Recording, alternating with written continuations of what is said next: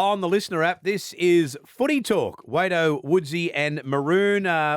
Good morning or good day to you guys. Wado, big weekend for you. I know you don't get to go out much, but you did manage to catch up with your teammates. Yeah, it was good. Obviously, a really good performance in the derby on Sunday night, the last game of the round. They're always special games and 7-day turnaround. So had a couple of beers in the sheds after with the boys, and it was good. Good win against.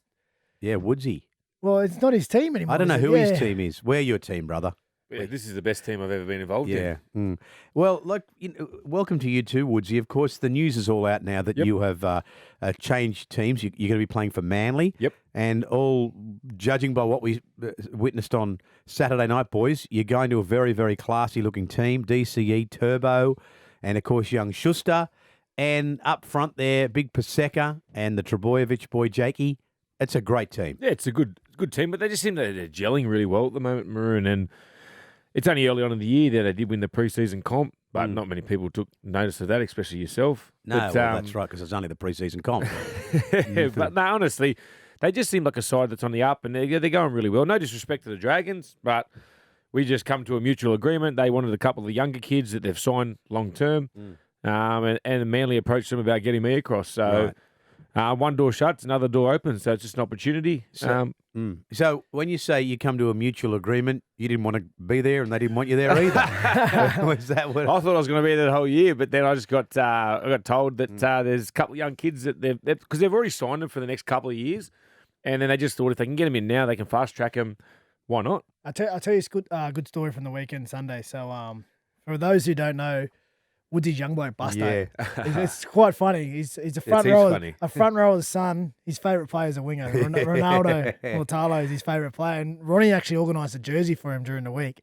Has Busto number 5 on the back. Sharkies jersey. So bloody beautiful. Woodsy lobs up to the game. His young bloke's in the Sharkies kit with his favourite player. Not only that, we win the game.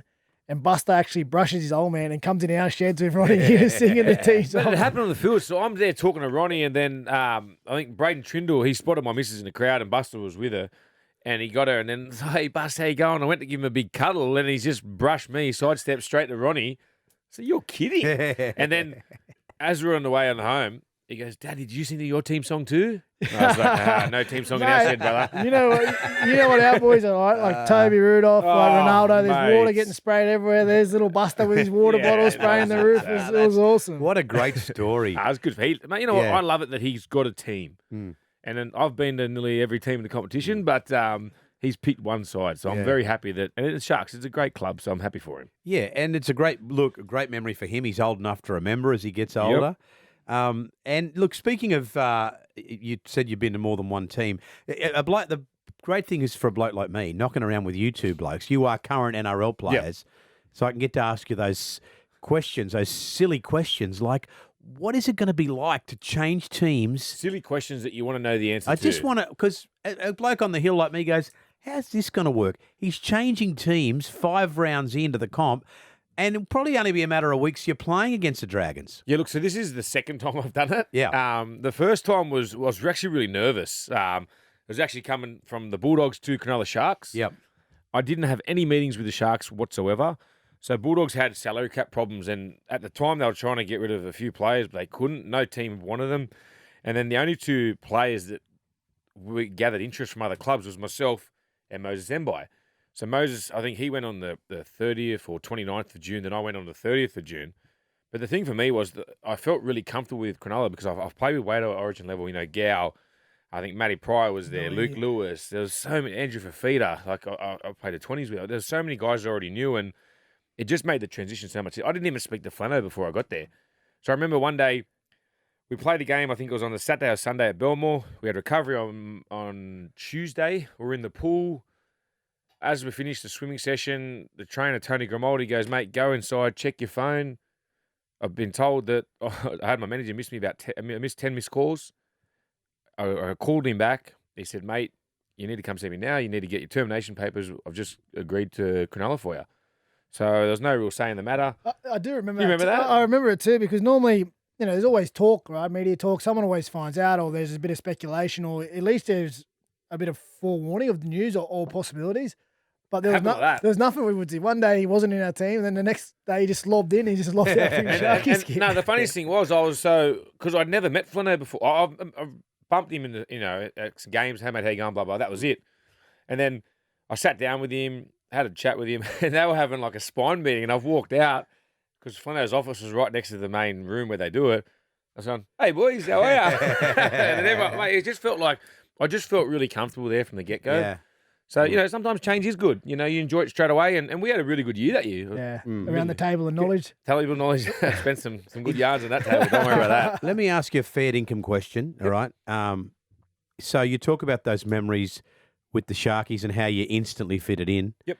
Was it not like that at the Dragons? No, I wouldn't say it's not like that. I've actually been there for, 14 months.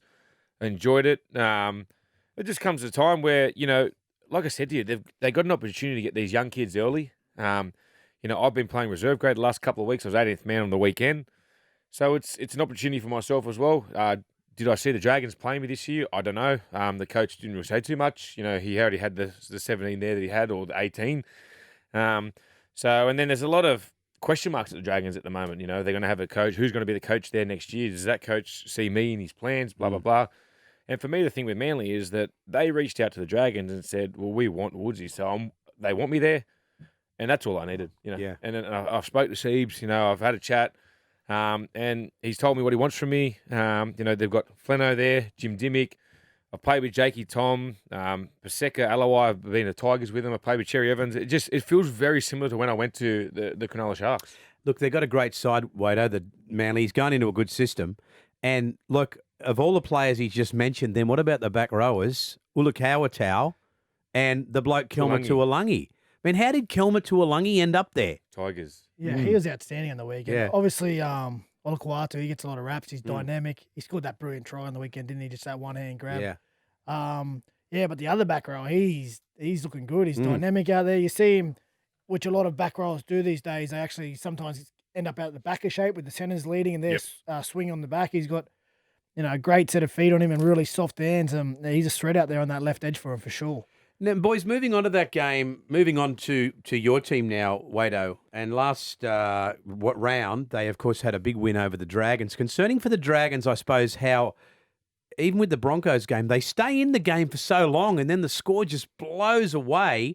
Nico Hines, I don't want to be Captain Obvious. We normally leave that to you, Woodsy. But Nico Hines and Nickera, running onto Nico Hines' passes. I have to be honest, I hadn't noticed Nickera as much as I do this year. Yeah, no, it's one of those things, right? He's been a really good player for us for a long time, and he probably hasn't got the raps that he's deserved, but certainly behind closed doors, we respect everything that Britt does for our team. He leads a lot of the effort plays. You see him on the kick chases, chases from marker, and he's just an out-and-out good footballer, and he has been for us for a long time. It's good that he's getting a bit of raps now, and people are taking notice, but for sure, we've never taken for granted within our four walls the work that he does for us. We love him, and he's just in a really good place in his career at the moment. He knows what he needs to do. He knows what his job is. He's confident. He comes into work, clear-minded, and he just goes after it. And he's certainly a big part of our team, and it's good to see him getting some rewards, and obviously people taking notice of him. He's by far the best hole runner in the game. No one runs a better lead line than Britt Nakora. He's unbelievable. It's funny because, obviously, footy squads have changed and the way you train has changed over the years. But I remember when Britt was coming through the 20s, he came through the Toyota Cup system. And on, Wednesday or Thursday night, depending on when the game was on the weekend, we used to scrimmage against the 20s.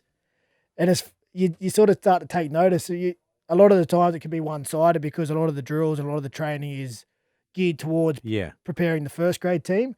But just moments in the scrimmage, like he was a kid, he was 18 or 19, and he's just, ripping inside shoulders off, or he's kick chasing. He's just the movement in him and the way he trained and the way he just got around the field. You looked at him and I was like, oh, he's going to be something, this kid, like when he gets an opportunity. And then sure enough, Louis retired the next year and Britt came in. And he played in New Zealand that first year too, He played in New Zealand, yeah. So he came in as a rookie, his debut year, pretty much at the start, round one, played all season. Unbelievable. And then debuted for the Kiwis at the end of the year. And like I said, He probably hasn't got the raps No way. over the years, and a part of that would be But you know what? us being inconsistent as well. I've always sort of, Yeah.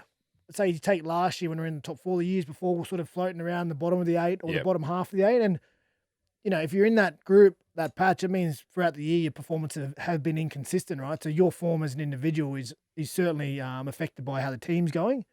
But, he's always been a quality player, always has, and it's good that he's getting some recognition. He's that player you want to play with. I reckon T. Wilton's exactly the same. Yeah. They run very tough whole lines on the edges. But like Wade said, they lead the kick chase. They do those little crap efforts. Like they attack blokes from marker. They dive at their legs. They don't care how their body is after a game. They give you everything out of their juice tank they've got. Yeah, and it's something that if you're sitting on the hill watching, you probably don't take notice of. You don't. But when you're out there, Supports. your lungs are burning, Yeah. and you're looking for help from your teammates. You notice when those guys are putting that extra effort in because it makes your job easier. That's why, like Woodsy said, he's those sort of players are the guys you love to play with because They're the first you pick in your team. they're going out there and they're going to make your job easier. And when it's your time to repay them back, you're willing to pay them back because they'll do the work for you, like you'll do the work for them. Now, one of the highlights, boys, of the season so far, and I don't care who agrees with me or doesn't, has been the online defence of the New Zealand Warriors. I think Nickel Klukster, I think round 1 or 2, round 1, he pulled off an online tackle on Ponga. Among the best I've seen. But consistently their defence, particularly the online defence of the Warriors, they have, I know it's only round 4, they have turned a corner. Yeah, it's definitely a side that you watch like the previous years, like, oh, when are they going to crack? If you're hanging there with the Warriors for 30, 40, 50 minutes, they'll hit a point of the game where you go, all right, we've got them now, and you roll on a couple tries. You can tell that Webster's brought, I don't know what defensive system he's brought from Penrith, but he's been in a good system the last 2 years. They're playing for each other. Yeah. That's the hardest thing is when you get blokes that want to do it for each other, they'll just keep showing up. They'll keep turning up. Doesn't matter. You drop a ball on a try line. They're happy to do another set of 6. It's a repeat set. They'll give away penalties. They'll give away 6 agains. They don't care because they trust and they believe in the systems that they've got. And that's the hardest thing as a team.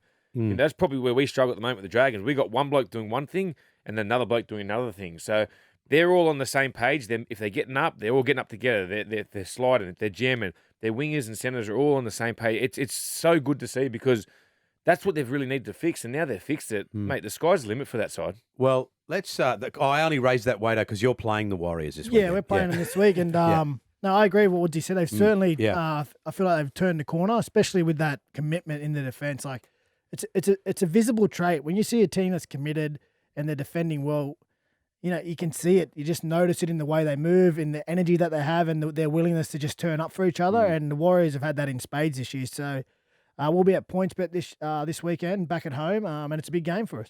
Hey, Woodsy, you've probably had to tell this story 15 times already, but obviously Manly Knights this weekend. Yep. Talk us through your timeline of running on the field as a Manly player. So I spoke to Siebes the other week. Yep. The other week. Other Sorry, week. Hang on. The other Yeah. day. Sorry, the other day. Yeah. Sorry, guys. Sorry. The other day, meaning yesterday. And then, he just said, I'll come through, I think it's Blacktown Seagulls, try to get around the group. I think the boys either leave tonight or tomorrow because they're playing in Mudgee. They're in Mudgee against Newcastle, so they spend the whole week there. It's their home game, do their community stuff, get around the group. And I think we play on Sunday back at Blacktown's home ground. And then just from there, you just got to earn your spot, just get around the boys and then see how it goes. If they keep winning, it's hard to break into a side that's going really well. You know what, Woody? You got to join some royalty out there playing in Blacktown. First game there too. Who's out there, Wader? That was my junior club, Blacktown City. Yeah. Blacktown City, Luke Lewis. Yes, Luke, Jennings? No, Jenko was some areas, wasn't he? Jeff Lima. Oh, Masada great Jeff Sefa, Lima. Rest in peace, Masada. He was there as well. Masada, one of the greats. Yeah, there's a few out there in Blacktown, but it's good to see you. My mum used to work at that club for years too, the Lees Club, where the ground's at. So I'm sure you've had a couple of beers there, Wade. I might actually get out there and heckle you. Yeah, come on, mate. I need a little help I can get at the moment. I'll bring the old man down. We'll have a couple of beers on the hill, and we'll yell out at Woodsy. You beauty.